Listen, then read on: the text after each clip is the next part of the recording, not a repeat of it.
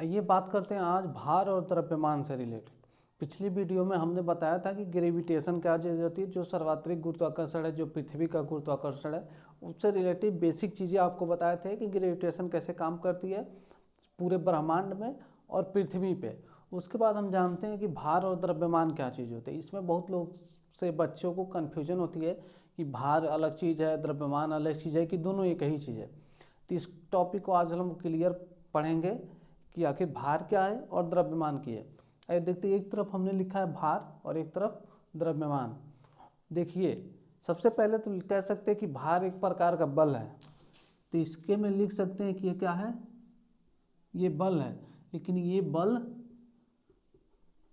नहीं है, ये क्या है, द्रव्यमान। इसको समझिए ऐसे कि जो भार होती है, जैसे इसी मार्कर का द्रव्यमान भी है, इस मार्कर का भार भी है। जैसे इसी मार्कर को हम इस पृथ्वी पे इसको वजन करें तो इसका कुछ ना कुछ जैसे भार होगा, 100 ग्राम, 50 ग्राम, 200 ग्राम होगा, और इसका मास भी है। लेकिन जो हम इसका पता कर सकते हैं वो अभी सिर्फ इस पृथ्वी पर इसका भार पता किया जा सकता है। भार का एक फार्मूला भी होता है जिसको बोलते हैं W=mg। इसमें देखिए वेट है और ये m इंटू जी है। m इंटू जी का मतलब ये द्रव्यमान है, और ये जो है आपका जो त्वरण से पृथ्वी किसी वस्तु को अपने तरफ खींचती है। हमने आपको पीछे जो वीडियो है उसमें पढ़ाया था कि जो पृथ्वी होती है, ये पृथ्वी जो है वो किसी भी चीज़ को अपनी ओर खींचती है, और इसीलिए तो हम सभी यहाँ पे टिके हुए हैं। हमारे जो भी सामान है वो टिके हुए हैं, नहीं छोड़ती तो सारा इधर उधर बिखर जाता। तो पृथ्वी किसी भी चीज़ को क्या करती है, मान के चलिए पृथ्वी है और कोई भी चीज़ मान के चलिए ये कुछ और है, ये कोई वस्तु है जिसको पृथ्वी क्या करिए, खींच रही है, और खींचने की इसकी एक निश्चित वैल्यू है जिससे खींचती है, जिसको हम जी कहते हैं, यानी गुरुत्व त्वरण है। पृथ्वी का जो त्वरण है इसका मान क्या होता है, 9.8 मीटर पर सेकेंड के। तो मान के चलिए इस स्पीड से पृथ्वी किसी वस्तु को इस स्पीड से इस त्वरण से किसी भी वस्तु को खींचने में लगी हुई है, वो हमेशा खींचती रहती है। अब देखिए, और ये जो मास है वो सिंपल मास ही होता है, जिसको AMU भी बोल सकते हैं। यानी कि साधारण भाषा में समझे तो ये मार्कर का कुछ कणों से मिलकर बना है। इसमें बहुत सारे कण लगे हैं जिससे मिलकर बना है। इन सभी कणों को मान के चलिए परमाणु है, तो इन सभी परमाणुओं का क्या होगा, एक द्रव्यमान होता है। परमाणु का द्रव्यमान होता है, जितने भी परमाणु, जितने भी कण इसमें लगाए हैं, उन सभी के द्रव्यमानों का अगर योग करें तो इसका मास निकलेगा। यानी जितने इसमें परमाणु लगे हैं, जितने कण लगे हैं, उन सबके निश्चित द्रव्यमान होता है ना, एक परमाणु का निश्चित द्रव्यमान होता है। उन सभी, मान के चलिए इसमें पता कर लें हम कि 100 परमाणु लगे हुए हैं, 100 परमाणु लगे हुए हैं, उन सबके द्रव्यमानों का योग कर देते ये इसका मास निकलेगा। और वो कण यहाँ भी हैं, उस कण का द्रव्यमान निश्चित स्पेस में भी है। अन्य किसी भी ग्रह पे आप जाएंगे तो इसके जितने परमाणु, जितने कण रहेंगे वही रहेंगे, और उनका अगर जो द्रव्यमान होगा वो निश्चित है, और उन सभी द्रव्यमानों का योग करें तो इस मार्कर का द्रव्यमान निकलेगा। ठीक, उसमें इसको वजन करने की ज़रूरत नहीं पड़ती है। बस हम पता कर ले कि हाँ इसमें 100 कण लगे हैं और एक कण का द्रव्यमान जो है वो इतना है, तो बाकी 100 से उसको मल्टीप्लाई कर देंगे तो निकल जाएगा। लेकिन अगर बात आती है इसके भार की, तो इस तरीके से समझिए कि भार को अगर इसको छोड़ेंगे तो ये नीचे जा रहा है, नीचे जा रहा है ना, छोड़ते हुए नीचे चला जा रहा है अपने आप। तो पृथ्वी एक त्वरण के साथ इसको खींच रही है। अगर हम इस पे मतलब मापन रख के इसको वजन करें तो इसका कुछ 100 ग्राम वजन आएगा, मान के चलिए 100 ग्राम।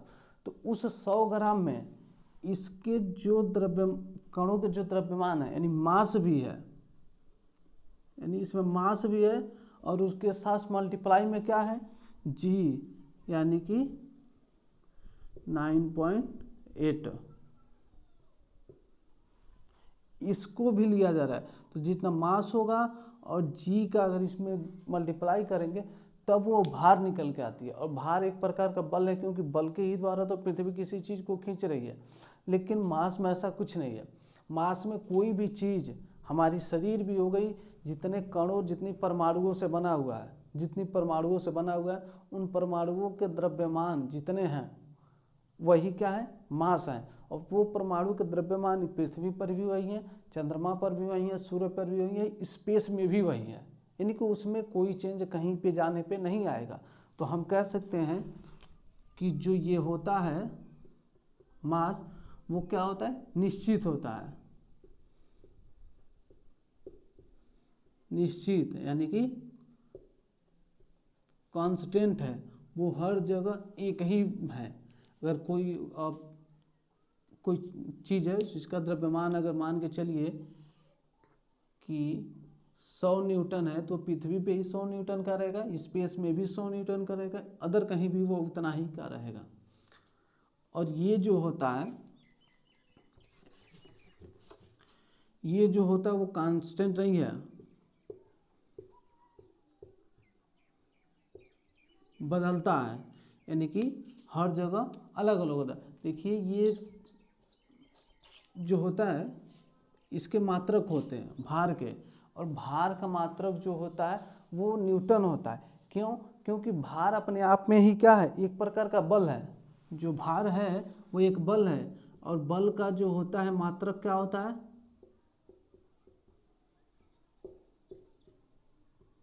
बल का मात्रक होता है न्यूटन। तो यानी कि जब भार एक बल है तो बल का मात्रक न्यूटन होगा। लेकिन हम क्या करते हैं, अपने वजन को केजी में अपने हिसाब से केजी बना लिए, जिसको केजी में हम कह सकते हैं कि मेरा वजन 60 किलोग्राम है वास्तव में, लेकिन इसका मात्रक भार का न्यूटन होता है। और इसका तो यह में नहीं कि केजी होता है।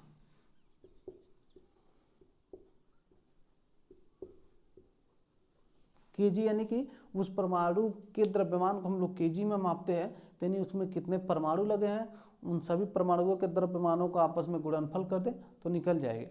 यानी हम ये कह सकते हैं कि जितने परमाणु, जितने कण इसमें बने हैं, उनका जो आपस में जो उनका द्रव्यमान है, एक निश्चित द्रव्यमान होता है कण का, उन सभी का गुणनफल उसका मास कहलाता है। और वो यहाँ पर भी उतने चीज़ लगे हैं, चंद्रमा पे भी उतने चीज़ लगे हैं, और किसी ग्रह पे भी उतने ही चीज़ लगे हैं।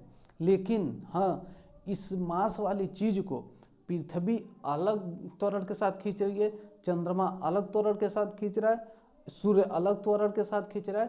तो इस मास को जो जिस त्वरण के साथ खींचेगा उसका उससे मल्टीप्लाई हो जाएगा।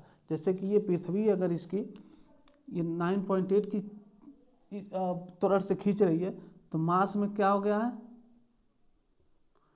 मास में क्या हो गया है, 9.8 का मल्टीप्लाई होगा। अगर यही चंद्रमा पे होता, और चंद्रमा मान के चलिए कुछ अलग इससे थोड़ा कम खींच लेती है, तो अगर उसका 2.8 हो, ऐसा ही समथिंग कुछ होता है, तो इसी स्पीड से खींचे, तो इसी के मास में इतने का हो जाएगा। तो जो आएगा वो, अब कम इसका त्वरण है तो उसका भार भी कम हो जाएगा। अब कि जैसे कि कहते हैं कि चंद्रमा की जो होती है 1/6 है पृथ्वी की तुलना में, यानी कि 6 गुना कम है। तो अगर पृथ्वी पे कोई है, अगर वो 60 kg का है, तो अगर वही भार वो चंद्रमा पे जाएगा तो 60 का क्या हो जाएगा, 1/6, यानी वो कितने का रह जाएगा, 10 kg का।